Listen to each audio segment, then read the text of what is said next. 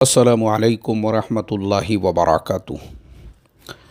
बिस्मिल्लाहिर्रहमानिर्रहीम नहमदुहु व नुसल्ली अला रसूलिहिल करीम व अला आलिहि व अस्हाबिहि अजमाइन अम्मा बाद। मोहतरम भाइयों, बुज़ुर्गों, दोस्तों, मेरे अक्सर वीडियोज़ में आप लोगों ने ये सुना होगा। मैं हमेशा एक बात बोलता हूँ कि देखो, अल्हम्दुलिल्लाह मेरी एज अभी 48 ईयर्स रनिंग है। अल्लाह का करोड़ों दर्जे शुक्र है। ना मुझे ब्लड प्रेशर पता है, ना शुगर पता है, ना किसी किस्म की कोई बीमारी पता है। ये अल्लाह का करोड़ों दर्जे शुक्र है। और ज़हनी तौर पर भी मैं जो है ना इतनी पुरसुकून लाइफ और ज़िंदगी जीता हूँ अल्हम्दुलिल्लाह। जो खाना है, सोना है, मतलब मेरा एक रोज़ाना का रूटीन फ़िक्स है। उसके एतबार से मैं अपनी ज़िंदगी गुजारता हूँ। अब देखो, ये सारी चीज़ें जो होती है ना, उसका एक रीज़न है। उसका रीज़न ये है कि जब आप अपने कंफर्ट ज़ोन से बाहर निकलते हो, सैर करते हो, तफरीह करते हो, सफ़र करते हो, तो सफ़र का एक सबसे बड़ा फ़ायदा ये होता है कि सफ़र जो है ना, वो ख़ुद एक किताब होती है। उसमें आपको बहुत सारे तजुर्बात मिलते हैं, उसमें आप बहुत सारी चीज़ें सीखते हैं। मतलब मेरी लाइफ में जो परिवर्तन है, जो चेंज है, जो तब्दीली है, ये सारी चीज़ें जो मैंने आपको बताया ना, सफ़र करने से मेरे जहन में उसात पैदा हुई। उसात किसे कहते हैं? मतलब जो ब्रॉड माइंड इंसान होता है, जो छोटी सोच होती है ना, वो बदल जाती है आदमी की। आदमी बड़ा सोचने लगता है। उसके बाद में जो है छोटी छोटी बातों को, छोटी छोटी चीज़ों को लेकर, मतलब जैसे किसी को आपको कोई चीज़ देना है तो आपका दिल बड़ा होता है। अभी जैसे उसकी एक मिसाल देता हूँ मैं। जैसे हमने पेंशन योजना शुरू किए थे, आज 45 उलामा को हम 2-2 हज़ार रुपये हर महीना दे देते हैं। उनसे हमारा कोई काम नहीं लेते हैं, कुछ नहीं। ये उसात मेरे जहन में क्यों पैदा हुई? जब मैंने दूसरे मुल्कों के सफ़र किया ना, मैंने देखा कि भाई वहाँ इतने बड़े बड़े काम जो है ना, लोग फ्री फंड कर रहे हैं पब्लिक के लिए, आवाम के लिए। लोगों ने घरों के बाहर ऐसे फ्रीज रखे हुए हैं, उसमें रोज़ाना वो कोल्ड ड्रिंक्स भर के रखते हैं, खाने पीने का सामान रखते हैं। और वो दरवाज़े के गेट के बाहर है। जो भी रास्ते से गुज़रने वाले मज़दूर लोग हैं, आम लोग हैं, मुसाफिर लोग हैं, वो वहाँ से ले सकते हैं, खा सकते हैं। कोई पूछने वाला नहीं है। ये नज़ारा आपको अरब मुल्कों में ख़ास तौर पे देखने के लिए मिलेगा। इसी तरीक़े से हमने देखा, जैसे मलेशिया, थाईलैंड वग़ैरह है, ये मुल्कों के अंदर फलों के जो दरख्त है, ऐसे फल ज़मीन के ऊपर बिखरे हुए हैं, कोई उनको हाथ लगाने वाला नहीं होता है। मतलब यानी उनके जहनों में, उनके दिलों में उसात देखो आप, कितना उनका दिल जो है बड़ा है, वसी है, कि फल ऐसे बिखरे हुए हैं ज़मीन के ऊपर। कोई ले जाना चाहे ले जाओ, कोई मना करने वाला नहीं है। लेकिन कोई किसी की किसी चीज़ को हाथ नहीं लगाता है। ऐसे ही उन लोगों के जहनों में उसात देखो आप चाइना में, साउथ कोरिया में, या थाईलैंड वग़ैरह में, या मलेशिया वग़ैरह के अंदर रोड के किनारे पे खड़े हुए हैं। अब रोड से गुज़रने वाले जो लोग हैं, वो ऐसी कारों के अंदर है जो मॉडल अभी तक हमारे इंडिया में आए नहीं है। जैसे टोयोटा की एक कार आती है, वेलफेयर उसे कहते हैं। ऐसे ही एक अल्फार्डो बोल के आती है। इसी तरह से और भी ऐसे ऐसे दुनिया के मॉडल है जो मैंने कभी ज़िंदगी में देखा नहीं। आप फुटपाथ पे खड़े हुए हैं, रोड की तरफ चेहरा करके, ऑटोमेटिकली वो कार वाले आपके राइट साइड में और लेफ़्ट साइड वाले लेफ़्ट साइड में, अगर आप उधर से हैं तो वो रुक गए हुए हैं। वो आपके चेहरे को देख रहे हैं। उनको लगा शायद आप रोड क्रॉस करने वाले हैं।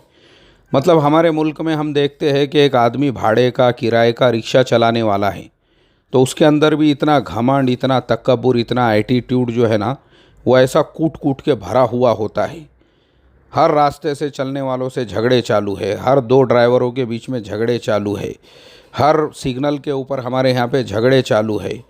तो ये जब चीज़ें आप देखते हैं कि दूसरे मुल्कों में इतना रिस्पेक्ट है कि करोड़ों की गाड़ी के अंदर बैठे हुए लोग भी, रास्ते से चलने वाला एक गरीब आदमी, आम आदमी, कोई भी आदमी हो, लेकिन वो इंसान है, उसके एहतराम में सब खड़े हुए हैं। तो आपके जहन में उसात पैदा होती है कि यार हम लोग हमारे मुल्क में छोटी चीज़ों को लेकर, अभी पुणे का ही एक वाक़या मैं वीडियो देख रहा था, हॉर्न बजाने के ऊपर से, हॉर्न बजाने पे से मारा मारी चल रही है। उसके लिए तलवारें निकल गई घर में से, उसके लिए रोड पे ट्रैफिक जाम हो गया। तो ये क्या होता है ना, एक छोटी सोच होती है कि हॉर्न बजाने से लोग उचक गए। और इसी तरह से जो है छोटी छोटी बातों पे से लड़ाई झगड़े शुरू होने लग गए। तो ये हमारे यहाँ पे ये सारी जो कंजस्टेड थिंकिंग है, कंजस्टेड जो सोच है ना, तो आपके जहन में उसात पैदा होती है। तो इसके लिए आदमी ने सफ़र करना चाहिए। तो जब आपके जहन में उसात पैदा होती है ना, आप लोगों के साथ में वसीउज़ ज़र्फ़ होकर मुआमला करते हैं। जैसे मैंने अभी आपको मेरी मिसाल देकर बताया, फिर आप भी ऐसा ख़र्चा करने वाले बनते हैं। आप भी जो है जो इंसानियत है उसका रिस्पेक्ट करते हैं। जैसे आपने मेरे अक्सर वीडियोस में सुना होगा, मैं हमेशा इंसानियत की बात करता हूँ। ना मैं किसी मसलक की बात करता हूँ, ना किसी मज़हब की बात करता हूँ, ना किसी जमात की बात करता हूँ। जब भी एहतराम की बात आती है, मैं कहता हूँ भाई पूरे इंसानों के साथ में हमारा हुस्न सुलूक होना चाहिए। उसका रीज़न यही है, वरना मैं भी बहुत कंजस्टेड माइंड था पहले। जमात के दायरे में हम महदूद थे। उसके बाद थोड़ा आगे बढ़े तो हम खुद जो है दूसरे मसलक वालों के ख़िलाफ़ में मजलिसें करते थे, मसले मसाइल की। और लोगों को जो है, हमको लगता था दुनिया में मसलक से बढ़ के कोई चीज़ नहीं है। मगर जब हमने ये सारी चीज़ें देखे ना, तो तब हमारे जहन में वसअत पैदा हुई कि भाई ये एक्चुअल में एक बहुत बड़ी साजिश है लोगों को ग़ुलाम बनाने की। हर मसलक के, हर जमात के, हर तंजीम के जो आका है, जो इसके सफ़े अव्वल के लोग हैं, वो जानबूझ के अपने से नीचे वालों को जो है दूसरों के ख़िलाफ़ भड़काते, वरगलाते, उकसाते रहते हैं ताकि उनकी गद्दियाँ बाकी रहे। मतलब ये अंग्रेज़ों वाली पॉलिटिक्स है, लोगों को आपस में लड़ाओ और हुकूमत करो। जो अंग्रेज़ लोगों की पॉलिसी थी ना, सेम टू सेम वही है, डिवाइड एंड रूल वाली। लोगों में आपस में फूट डालो, तोड़ डालो। इसीलिए हमारे यहाँ पे हर जमात में फूट, हर तंजीम में फूट, हर मसलक में फूट, मारा मारी, मस्जिदों में कुश्तियाँ। तो ये चीज़ मुझे बहुत देर के बाद समझ में आई। मतलब मैं जब दुनिया के मुल्कों के मैंने सफ़र किया और वहाँ देखा कि वहाँ इस पे कोई तस्करा भी नहीं करता है। वहाँ पे मस्जिदों के अंदर फोकस होता है भाई इस्लाम की तबलीग कैसे करना है। तब मेरे ये चीज़ समझ में आई कि वो लोगों को मसला की, और इससे वो बहुत बाहर निकले हुए हैं। उसकी वजह यह है वहाँ एजुकेशन है, तालीम है, और लोग ख़ुद अपने बलबूते के ऊपर वहाँ पे मज़हब का मुताला करते हैं। तो इसलिए देखो, मैं आप सब लोगों को ये रिकमेंड करूँगा कि बिल्कुल आप लोगों ने जो है ना, जब तक देखो क्या होता है ना, हम जिस झोपड़पट्टी में रहते हैं, हमको लगता है पूरी दुनिया वो झोपड़पट्टी ही है। बाहर दुनिया में भी लोग वैसे ही रहते हैं जैसे हमारे झोपड़पट्टी में लोग रहते हैं। बाहर दुनिया की मस्जिदें भी ऐसी ही है जैसे हमारे झोपड़पट्टी की मस्जिद है। बाहर दुनिया के अंदर भी मस्जिदों में वही बयान होते हैं जो हमारे झोपड़पट्टी की मस्जिद के जुमा में बयान होते हैं। तो प्रॉब्लम हमारा ये होता है, हमको दुनिया जितनी हमारी झोपड़पट्टी दुनिया उतनी ही नज़र आती है। लेकिन जब हम बाहर निकलते हैं तो हमको पता चलता है भाई कि बाहर मुल्कों में दुनिया कितनी बड़ी है, दुनिया कितनी वसी है, लोगों की सोच कितनी बड़ी है, लोगों की सोच कितनी वसी है। तो चलिए अभी ज़्यादा देरी और ताख़ीर ना करते हुए, जो चंद मुल्क मेरे जहन में हैं जहाँ पे बिल्कुल आपने अपनी फैमिलीज़ के साथ में सफ़र करना चाहिए, मैं आपको रिकमेंड करूँगा और तरतीब भी बताऊँगा। आप सस्ते से सस्ते में, आसानी के साथ में कैसे सफ़र कर सकते हैं। जैसे हमने 30,000 में उम्रे वाली तरतीब शुरू किए थे, तो मैं अल्लाह का करोड़ों दर्जे शुक्र अदा करता हूँ। आज लाखों लोग उस तरतीब से ख़ुद से उम्रा कर रहे हैं, ख़ुद से होटल बुक कर रहे हैं, ख़ुद से वीज़े ले रहे हैं और ख़ुद से जाके आ रहे हैं। सैकड़ों लोगों के जो है मुझे मैसेजेस वगैरह आते रहते हैं। लेकिन अभी क्योंकि हमने आप लोगों को एक रास्ता बता दिए, अब लोग उस रास्ते पे चल रहे हैं। उस पे हमारी पूरी एक प्लेलिस्ट चैनल के ऊपर आ गई हुई है। अब उस पे मज़ीद बोलते रहना बोले ना, क्योंकि अब रूल्स रेगुलेशंस तो चेंज होते रहते हैं वीज़ा वगैरह के। लेकिन माशाल्लाह लोग उस रास्ते पे चल गए, बस मैं समझता हूँ हमारी मेहनत उसूल हो गई। ऐसे ही अब ये जो नया मैंने कंसेप्ट शुरू किया हूँ, अपनी फैमिलीज़ के साथ दूसरे मुल्कों का भी आप सफ़र करो, देखो दुनिया कैसी है, कितनी बड़ी है, तो आपको पता चलेगा। और आपके घर की जो मस्तूरात भी है उनको भी पता चलेगा। वो जब दूसरे मुल्कों में जाने के बाद जहाँ मस्तूरात की मस्जिद होती हैं वहाँ नमाज़ पढ़ेंगी, देखेंगी कि वहाँ कैसी कैसी जो है मस्तूरात, वहाँ पे नमाज़ किस किस तरीक़े से पढ़ती है और कैसे कैसे करोड़ोंपति अरबोंपति घरानों की मस्तूरात वहाँ पे आती है और उनमें कितनी सादगी होती है और कैसे वो मस्तूरात के अंदर खाने वगैरह की चीज़ें तकसीम करती है, बाहर मुल्क से आने वालों को कैसे वो रिस्पेक्ट देते हैं। कैसे अभी मेरा लास्ट टाइम जो सफ़र हुआ, मेरी अहलिया मेरे साथ में थी। अब मेरी अहलिया ने मुझे वो कारगुजारी सुनाई कि मस्तूरात जहाँ पे नमाज़ पढ़ती है वहाँ मेरी अहलिया भी थी, वो अपना तस्बीह पढ़ते बैठी थी अपनी नमाज़ों से फारिग होकर। तो उसने देखी कि एक दूसरी मस्तूरात है और वो जो मस्तूरात है उसके बाजू में एक और मस्तूरात है जिसका बच्चा है वो कुछ खाने पीने के लिए रो रहा है। अब ये जो उसके बाजू वाली मस्तूरात थी उसके बैग में ऐसा सामान था जो उसने अपने बच्चों के लिए ख़रीदी हुई थी, लेकिन उसने अपना बैग खोली यानी अपना पर्स ओपन करके वो सारा सामान जो खाने पीने का था, उसमें पानी की बोतल वगैरह थी, वो सब निकाल के उसने जो है वो बाजू वाली जो बहन थी उसके बच्चों को दे दी। अरे कहा नहीं नहीं नहीं, ये रहने दो, तुम्हारे बच्चों के लिए कोई मसला नहीं है, ये रख लो आप। तो देखो ये जो उसात होती है ना जहन के अंदर और बसीरत जो होती है, ये सब सीखने के लिए मिलता है आप लोगों को।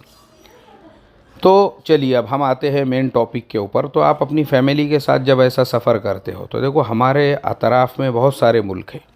एक तो दुबई है, आप आसानी के साथ दुबई का भी सफ़र कर सकते हो। आपको मुंबई से अबू धाबी का जो टिकट है ना, इत्तेहाद एयरवेज़ का मिलता है 7,500 रुपये से 8,000 रुपये में अबू धाबी का। शारजा का टिकट अगर आपको मुंबई से चाहिए, पुणे से चाहिए, तो वो कभी कभी ऑफ़र आते रहती है। अब मैं आपको बता दूं, मैंने 8,000 रुपये में रिटर्न टिकट लिया हूं पुणे से, इसलिए मैं आपको बोल रहा हूं। तो स्पाइस जेट है, मेरा स्पाइस जेट का वो टिकट था। तो ऐसे ही दूसरी भी एयरलाइंस वगैरह जो होती है ना, उसके अंदर कभी कभी ऐसी ऑफ़र आती है। अब आप जिस शहर में भी रहते हो, मिसाल के तौर पे अगर आपको महंगा भी टिकट मिल गया, 30,000 में भी 2 लोगों का रिटर्न टिकट आपको मिलता है, तो 30,000 हो गए आपके आने जाने के। वीज़ा जो है यूएई का वो तकरीबन 3,500 से 4,000 रुपये में मिल जाता है, और अगर आप एजेंट के थ्रू में लेते हैं तो कुछ 5,000-5,500 रुपये उसको लगते हैं। इस तरीके से आपको वहाँ का वीज़ा मिल गया। वीज़ा होता है 1 महीने का, 1 महीने का आपने वीज़ा लिए। अब वीज़ा पे अगर आपके 2 लोगों के 10,000 रुपये ख़र्च हो रहे हैं तो 40,000 वो हो गए। और वहाँ पर भी बहुत सारी जो होटल वगैरह आपको बुक करना है, booking.com है, अगोडा है, उसके अलावा और दूसरी वेबसाइट से आप लोअर प्राइस से अगर उसको फ़िल्टर लगाते हैं तो सस्ते से सस्ती होटल, सस्ते से सस्ती आपको क़ियामगाह वहाँ पे 1,500-2,000 रुपये से शुरू हो जाती है। अब दुबई के अंदर भी मेट्रो ट्रेन चलती है, दुबई के अंदर भी बसेस चलती है, वहाँ पे एक पास मिलता है। वो पास अगर आपने ले लिए ना तो आप किसी भी गाड़ी में सफ़र कर सकते हैं। मतलब वहाँ की मेट्रो में भी सफ़र कर सकते हो, वहाँ के आप बसों में भी सफ़र कर सकते हो।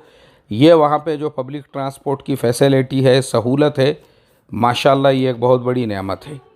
तो अब अगर आप वहाँ पे सफ़र कर रहे हो तो आपने इस तरीके से 1,500 रुपये रोज़ से अगर कोई रूम आपको मिल जाता है वहाँ पे, और अगर आप ले लेते हैं तो उसमें नक्शे के अंदर आप देख सकते हैं, तो उसमें ख़ास तौर पे ये देखना कि उसके क़रीब में कोई मेट्रो स्टेशन रहे या उसके क़रीब में जो है बस का कोई स्टॉप रहे, तो आपको ज़्यादा टैक्सी वगैरह करने की वहाँ पे ज़रूरत नहीं पड़ती है। इस तरीके से आप जो है ना वहाँ पे आपका वीज़ा हो गया, टिकट हो गया। 1,500 रुपये के हिसाब से अगर आपने 10 दिन भी वो जगह पे आपने क़ियाम किए तो 10 दिनों के आपके होते हैं 15,000 रुपये। इस तरह से 55,000 रुपये के अंदर आपका रहने का हो गया। और मैं आपको बता दूं कि मैंने जहां तक मेरा तजुर्बा है, दुबई है और अरब मुल्कों में भी, यानी सऊदी अरबिया में भी, रियाद में भी, मैंने ख़ास तजुर्बे के लिए एक रेस्टोरेंट में जाके वहाँ का पूरा मेन्यू वगैरह चेक करके आया था। और ऐसे ही दुबई में भी 1-2 जगह पे मुझे जो है मैं हमारे तमीम भाई को अल्लाह जज़ाए खैर अता फ़रमाए अक्सर जाना होता था उनके साथ। तो मैंने देखा कि 10 दिरहम के अंदर 2 लोग आराम से पेट भर के खाना खा सकते हैं, अच्छे से अच्छे रेस्टोरेंट में 10 दिरहम के अंदर। अब आप मुझे बताओ 10 दिरहम में अगर 2 लोग एक वक्त का खाना पेट भर के खा रहे हैं, यानी हमारे इंडिया के हिसाब से जो है 200-250 रुपये में। और अगर आपको अच्छे से अच्छा भी खाना है तो भी वहाँ पे अवेलेबल है हर चीज़, वो आपके मर्ज़ी की बात है, कोई मसला नहीं है वहाँ पे। तो इस तरीक़े से भी अगर आप अपना 10 दिनों का वहाँ पे स्केड्यूल बनाते हैं, खाने पीने का भी रोज़ाना का ख़र्च अगर आप 1000 रुपये भी पकड़ लेते हैं 2 लोगों का, तो 10,000 रुपये ये हो गए आपके, तो 55 से 65,000 ये हो गए। अब सामान वगैरह वहाँ पे इतना सस्ता मिलता है वहाँ के मॉल्स में, और वहाँ पे बहुत सारे आपको कदम कदम पे मॉल्स मिलेंगे, कदम कदम पे मार्केट मिलेंगे, कदम कदम पे। फिर आप वहाँ के मस्जिदों में जाते हैं, वहाँ की नमाज़ें वगैरह पढ़ते हैं, वहाँ के लोगों के अखलाक देखते हैं। वहाँ आप खाली 10 दिन गुजार के आते हैं ना, तो आपका माइंड फ्रेश हो जाता है।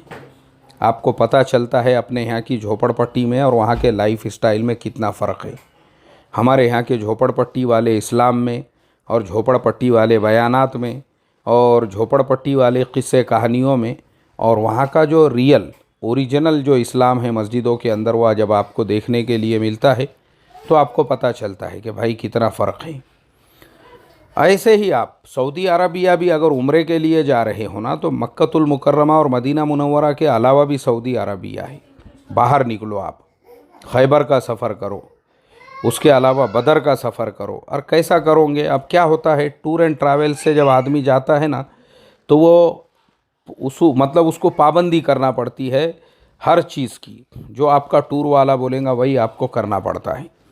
तो उससे बेहतर यह है आप आज़ाद अपने तौर पे जाओ, और अपने तौर पे जाने के बाद, अपने तौर पे वीज़ा लेने के बाद में जो है ना, फिर आप क्या करो, आप वहाँ जाने के बाद में टैक्सी लो, और टैक्सी के ज़रिए से आप सफ़र करो। अब जब आप उम्रे के लिए जा ही रहे हो, तो मैं आपको गारंटीड कहता हूँ, जो टूर एंड ट्रैवल्स में आपको उम्रे का ख़र्चा आने वाला है, उससे कम ख़र्चे में आप अपने तौर पे आज़ाद जाके वहाँ पर, और अपनी ख़ुद की टैक्सी लेके जो है ना, बदर है, खैबर है, इसी तरह से जो है, और दूसरे बहुत सारे सऊदी अरबिया जो है सरज़मीन अम्बिया है। अम्बिया अलैहिमुस्सलातु वस्सलाम के जितने वाक़ियात आपको कुरान करीम के अंदर मिलते हैं, वो सारे मुक़द्दस मकामात आपको आप टैक्सी के ज़रिए से जाके देख सकते हैं। मदाइन साले है। ऐसे ही जो कौम आद, कौम समूद की जो बस्तियां हैं, वो आज भी वहाँ पे जो है आपको मिल जाएंगी। इबरत हासिल करने के लिए, नसीहत हासिल करने के लिए आप देख सकते हैं कि पहाड़ों में पत्थरों के अंदर जो है घर बना के वो लोग कैसे रहते थे, उनके घर आज भी है वहाँ पे। तो आप जब उम्रे या हज के लिए भी जा रहे हो ना, इस तरह से आपने, क्योंकि अभी सऊदी गवर्नमेंट ख़ुद अपने टूरिज़म को प्रमोट कर रही है। पहले वो ऐसा था कि आप जा नहीं सकते थे, अभी तो ऐसा हो चुका है कि ताइफ के अंदर भी जो है उन्होंने केबल ट्रेन भी बनाई हुई है। मक्कतुल मुकर्रमा से आप अराफात से थोड़ा आगे जाते हो तो वहाँ से केबल ट्रेन चलती है, जो डायरेक्ट आपको जो है ना, वो पूरे पहाड़ों को क्रॉस करके ताइफ में पहुँचा देती है। वहाँ आप ताइफ में उतर के टैक्सी करके ताइफ शहर में जा सकते हैं। अब ताइफ शहर के अंदर जो है कितनी तारीख़ी चीज़ें हैं, और वहाँ पर जो है हम ख़ुद वो बाग़ में गए थे, जिस बाग़ के अंदर अल्लाह के नबी सल्लल्लाहु अलैहि वसल्लम ने क़ियाम फ़रमाया था, और हज़रत अद्दास रज़ी अल्लाह ताला अन्हु वहाँ पे उन्होंने ईमान कबूल किए थे, और उनके नाम पे मस्जिद अद्दास भी है वहाँ पे, उसमें हम लोगों ने नमाज़ भी पढ़े थे। तो इस तरह से देखो, आप जब ताइफ जाते हैं तो वहाँ पे बहुत सारे मुक़द्दस मकामात आपको देखने के लिए मिलते हैं, तारीख़ी मकामात आपको देखने के लिए मिलते हैं। अपने तौर पे आदमी ने सफ़र करना चाहिए। अब उसके अलावा अगर आपको हज उम्रा है, उसके अलावा सैर व तफरीह के लिए, जैसे मैंने अभी आपको बताया, अब ये मुल्कों के अलावा, जैसे अरब मुल्क मैंने अभी आपको बताया हूँ, उसके अलावा और सस्ते मुल्क आपके लिए, अब हमारे इंडिया से करीब में जो है सबसे अच्छा मुल्क जो मुझे लगता है वो है मलेशिया।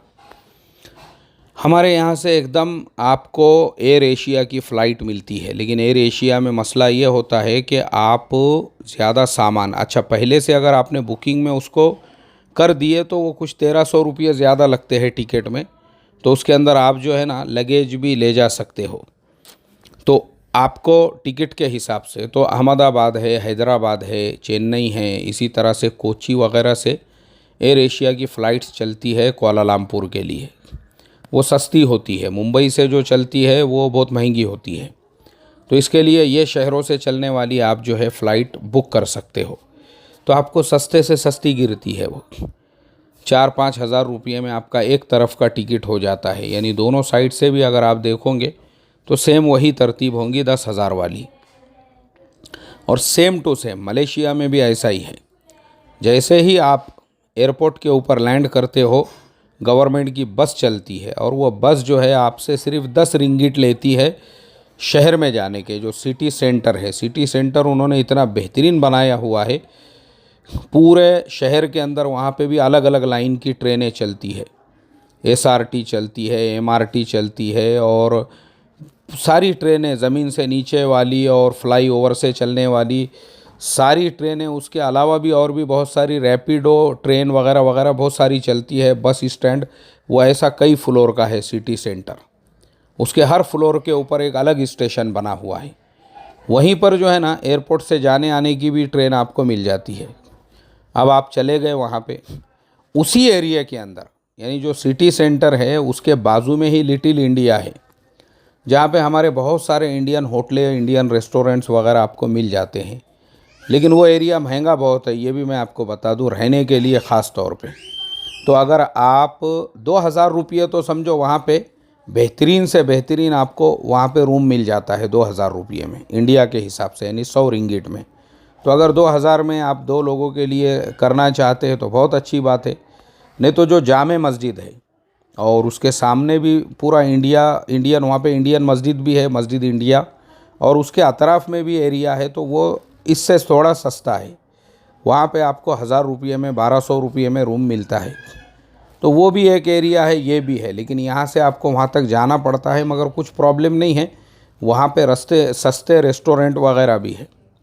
अब वहाँ पे भी अगर आप जाके रुकते हैं ना, तो आपको बहुत सारे, आपको ऐसा लगेगा जैसे आप इंडिया के ही किसी धुले धुलाए हुए शहर के अंदर आ गए, एरिया में आ गए। मतलब ऐसा कचरा वगैरह हमारे यहाँ के जैसा नहीं दिखेगा, लेकिन दुकानें वगैरह सब आपको हमारे यहाँ के जैसी दिखेंगी। तो वो रहने के लिए ठीक है कि वहाँ हमारे रेस्टोरेंट्स वगैरह भी मिलेंगे, खाना वगैरह भी वहाँ पे आसानी के साथ में अवेलेबल रहता है। लेकिन अगर आपको फिर अब घूमने वगैरह के लिए जाना है तो वहाँ से पैदल ही आपको जामे मस्जिद का जो मेट्रो स्टेशन है, उसमें भी 2 स्टेशन हैं, नीचे ज़मीन के अंदर वाला भी है, फ्लाई ओवर वाला भी है। दोनों जामे मस्जिद के स्टेशनों से आपको जिधर जाना है, जहाँ जाना है, पूरे शहर में आप सफ़र कर सकते हैं। और वहाँ पे भी वही टोकन वाला सिस्टम है, पूरे दिन वाला भी आप ले सकते हो। पूरे दिन के अलावा जहाँ जहाँ आपको जाना है अपने हिसाब से आप टिकट ले सकते हो।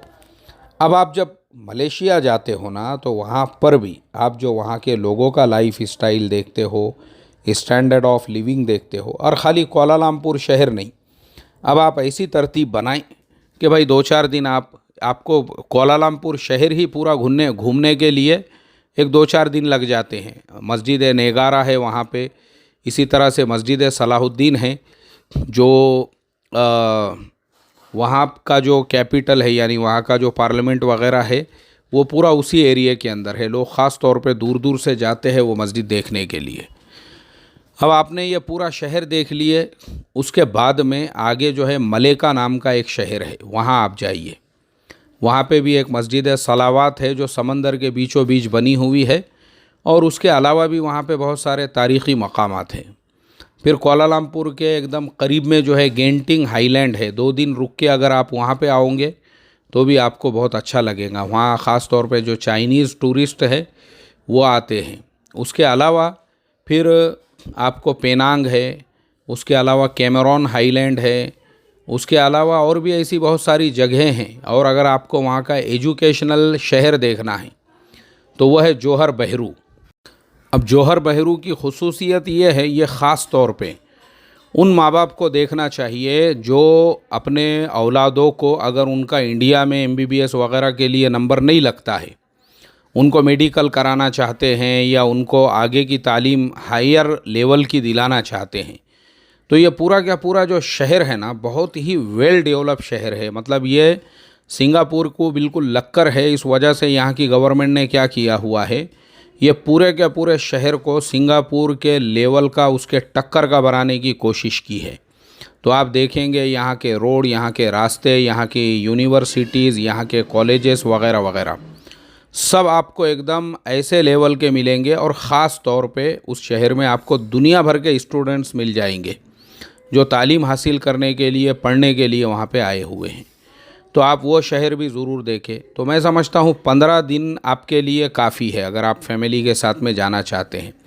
और मैं आपको बता दूँ मलेशिया के बारे में ख़ास बात कि ये चाइनीज़ और यूरोपियन जो टूरिस्ट है ना, उन लोगों का एकदम फेवरेट डेस्टिनेशन है। जो वेकेशन का टाइम होता है उस टाइम पे तो आपको जगह मिलना मुश्किल हो जाती है। यहाँ पे दूर दूर से, दुनिया भर से लोग आते हैं। लोगों को लगता है कि भाई थाईलैंड जो है वो पहले नंबर पे है, यानी मलेशिया से ज़्यादा है। लेकिन मैं आपको बता दूं कि थाईलैंड में जो टूरिस्ट आते हैं उन टूरिस्टों के मुकाबले में आपको मलेशिया में ज़्यादा टूरिस्ट मिलेंगे। जो फैमिली टूरिज़म है ना, उसके लिए मलेशिया से बेहतर कोई जगह नहीं है फैमिली टूरिज़म के लिए। हाँ, थाईलैंड में भी आप फैमिली टूरिज़म के एतबार से आपको बहुत सारे ऐसे डेस्टिनेशंस, ऐसे लोकेशंस है, वो इंशाल्लाह हम अगले वीडियो में डिस्कस करेंगे। लेकिन आज मैं आपको बस इतना ही बताना चाहूँगा कि फ़ैमिली के साथ आप ज़रूर बाहर निकलो तो आपको पता चलेगा हमारी झोपड़पट्टी और बाहर की दुनिया में क्या फ़र्क है। टेक केयर, अपना बहुत बहुत ख्याल रखिए और दुआओं में याद रखिए। अस्सलामु अलैकुम व रहमतुल्लाहि व बरकातुहू।